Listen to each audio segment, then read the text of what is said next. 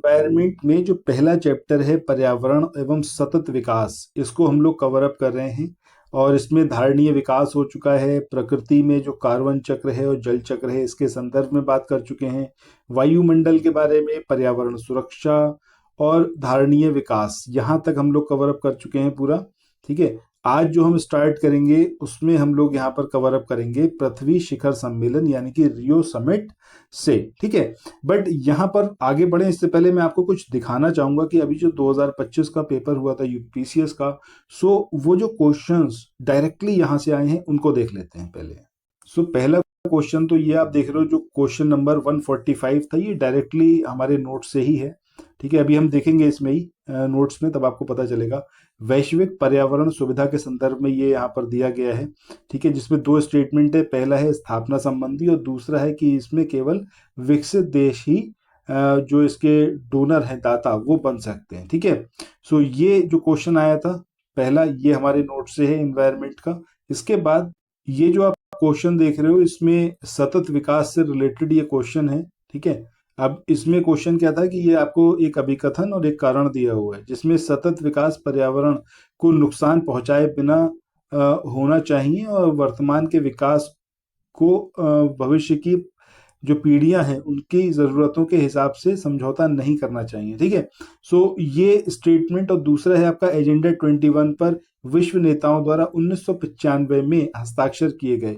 ये जो क्वेश्चन है ये भी हमारे नोट से ही है।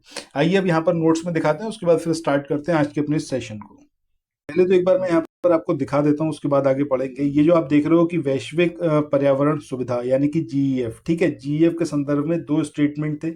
एक स्टेटमेंट था कि इसका एस्टेब्लिशमेंट जो है वो कब हुआ था। ठीक है, सो एस्टेब्लिशमेंट 1991 में हुआ था, ये आप यहाँ पर देख सकते हो। अभी हम इसको पूरा कवर अप भी करेंगे। ठीक है, ये वर्ष 1992 में वैश्विक पर्यावरण सुविधा की स्थापना की गई, जिसे 1991 में पायलट कार्यक्रम के रूप में शुरू किया गया था।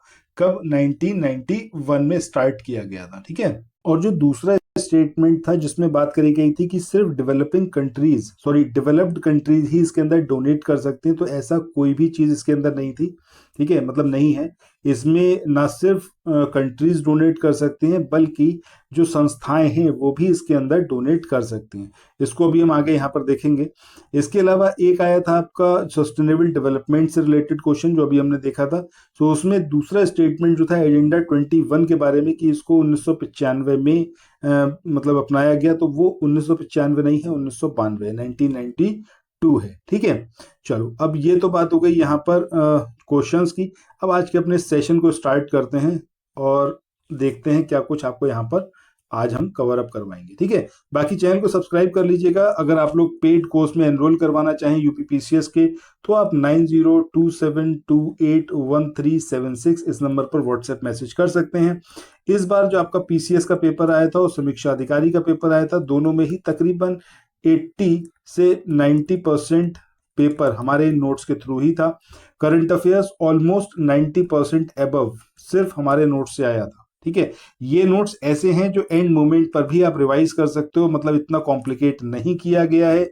जैसा कि आप देखते हो कि अदर जो कोचिंग्स है उसके नोट्स रिवीजन लायक नहीं होते, एंड मोमेंट पर आप भटकते रहते हो। बट यहाँ पर वीडियो सीरीज के माध्यम से मैं सब कुछ कवर अप करवा दूंगा, और जो पीडीएफ रहेगा ये आपके पास रहेगा। आपको डेली बेस पर जो वीडियोस आ रहे हैं इनको देखना है और पीडीएफ में अपना पढ़ते चलना है। ठीक है, चलो आज हम यहाँ पर करेंगे पृथ्वी शिखर सम्मेलन यानी कि रियो समिट के संदर्भ में बात स्टार्ट।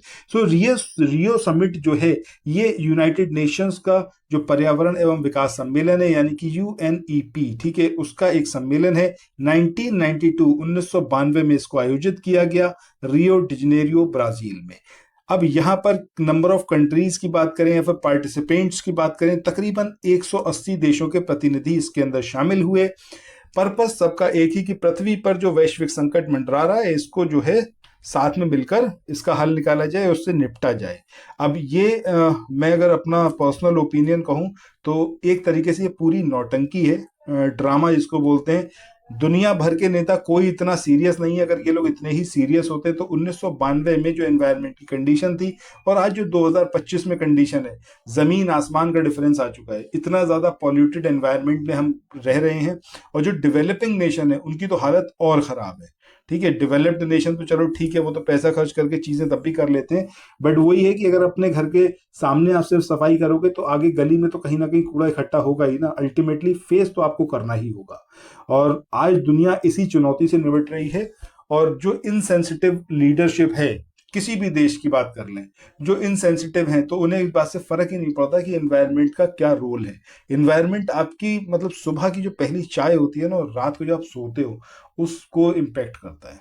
आप एक पल भी एनवायरनमेंट से खुद को अलग कर ही नहीं सकते। अगर आप एक पॉल्यूटेड एनवायरनमेंट में हो, दैट मीन्स कि आप अपने फाइनेंशियल लॉसेज, आप अपने हेल्थ के लॉसेज, उस सब को आप मतलब इनवाइट कर रहे हो, एक तरीके से अनअवॉइडेबल है। सुबह जो सांस ले रहे हो वहां से पॉल्यूशन आ रहा है, ठीक है, वो आपके लंग्स को इफेक्ट कर रहा है, बीमार पड़ोगे, डॉक्टर के पास जाओगे, वो इलाज करेगा, फाइनेंशियल बजट डाउन जाएगा, आपका हेल्थ आपकी खराब होगी, पर्सनल जो आपके रिलेशनशिप हैं वो सारे खराब होंगे, क्योंकि ऑब्वियसली बात है जब आप बीमार होते हो तो किसी भी और चीज में मन नहीं लगता है, ठीक है।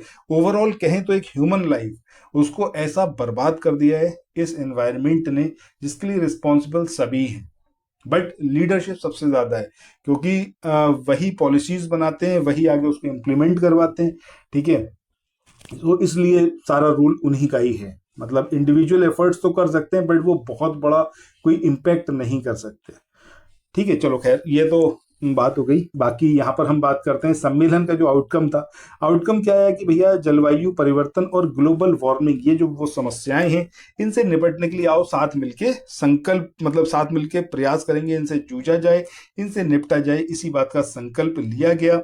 1992 में वैश्विक पर्यावरण सुविधा यानी कि GEF की स्थापना की गई, और इसे 1991 में पायलट कार्यक्रम के रूप में शुरू किया गया था। यानी कि 1991 में इसको स्टार्ट किया गया था और 1992 में इसकी स्थापना हुई थी। GEF की बात करें आगे, आपका वैश्विक पर्यावरण सुविधा मुख्यालय की बात करें, वॉशिंगटन DC में है। कितनी संस्थाओं के साथ मिलकर ये काम करता है? तकरीबन 18 जो संस्थाएं हैं इनके साथ मिलकर काम करता है। कितने देशों में वैश्विक पर्यावरण से संबंधित चुनौतियों से निपटने में ये हेल्प करता है? तकरीबन 186 देशों में ये मदद करता है, ताकि वो जो है अपने पॉल्यूटेड एनवायरनमेंट को बचा पाएं, मतलब उसमें जो है और इम्प्रूवमेंट कर पाए।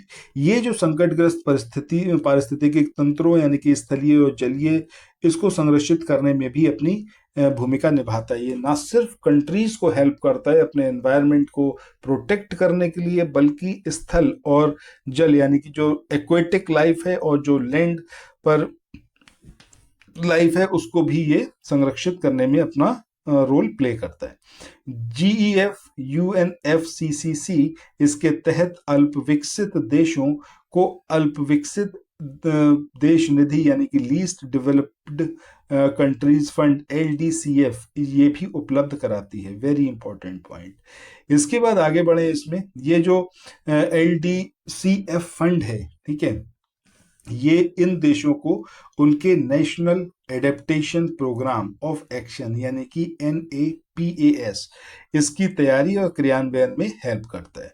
GEF से जो एसोसिएटेड संस्थाएं हैं वो कौन कौन सी हैं? UNDP है, UNEP है और वर्ल्ड बैंक है। ये GEF से एसोसिएटेड है।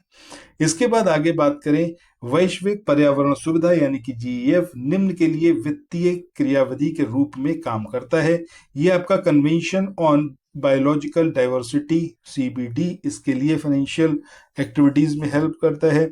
United Nations framework convention on climate change यानी कि UNFCCC, इसके अलावा United Nations convention to combat desertification UNCCD, इसके अलावा आपका ये जो पॉप्स हैं यानी कि आपका है convention, Stockholm convention on persistent organic pollutants pops, इसके लिए भी ये काम करता है।